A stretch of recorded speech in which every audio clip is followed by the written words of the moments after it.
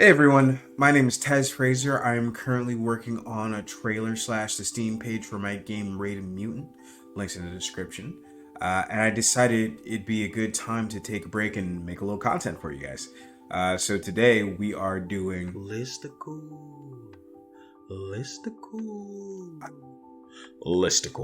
Did you guys hear that?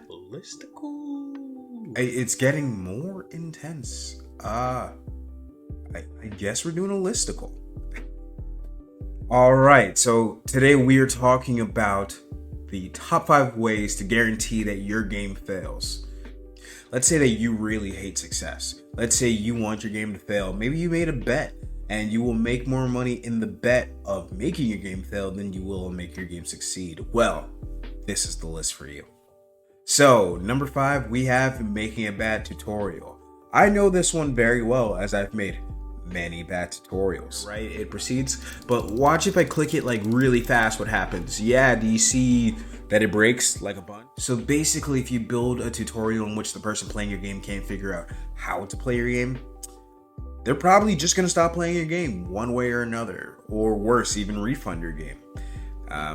I know that from many experiences, as I've many a time written a bad tutorial.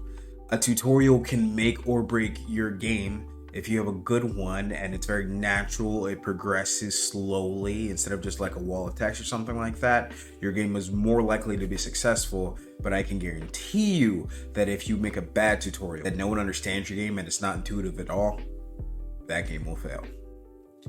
Coming in at number 4, we have confusing bad controls with having a difficult game. Those aren't the same thing. The Binding of Isaac is a difficult game, but it is not a game with bad controls, right? And you might be thinking, what about those old games like QWOP or something like that? That was a part of the game, right? You knew the game was going to be hard to control from the get-go, meaning you're already expecting that, right? So like it's a hard game, but the controls are simple. I guarantee you, if you have a control in your game and it takes like 6 different buttons, absolutely no one is going to want to play your game because that's already too difficult. You've already created a barrier, not only in accessibility, but a barrier to like entry that no one's going to want to play your game, you know? I shouldn't have to press 3 face buttons to jump. That doesn't even make any sense. Every game since the dawn of time has been a 1 button jump. So keep with the pattern. Good controls are one of the most important parts of a game that we overlook all the time, right? Like, hard games are fun because they challenge you to master the controls. But if the controls are no good, then there is no mastery and it feels unfair.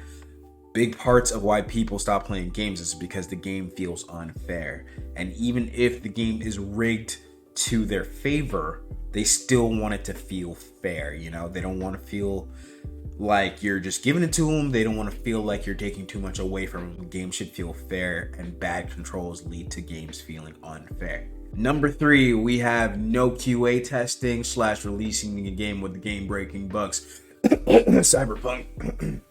Sorry, I caught Cyberpunk 2077 for a second there. Yeah, honestly, you will definitely have a failing game if you're releasing a game that has game-breaking bugs / no QA testing.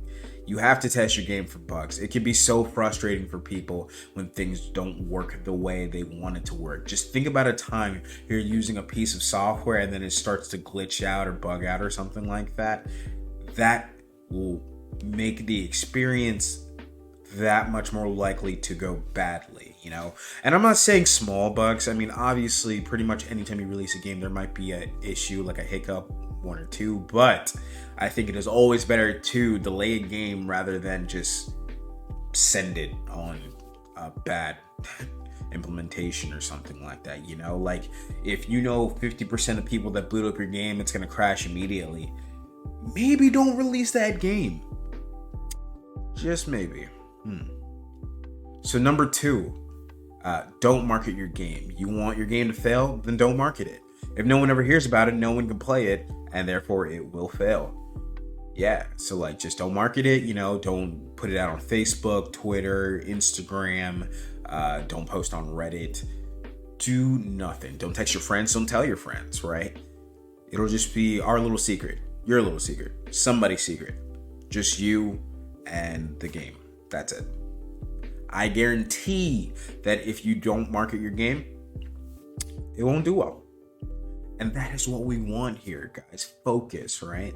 I'm not telling you this so you guys don't make these mistakes. I'm telling you this so you do make these mistakes. Remember, we're trying to fail here. And the number one way to guarantee that your game fails is to never release your game. If your game never releases, if you hold on to it too long, if you sit there and you nitpick over every single detail and never put it out, then it'll fail because no one will ever play it and no one will ever see it. You'll never get feedback and you'll never do any better. So yeah, if you really absolutely want your game to fail, then you need to just not release your game.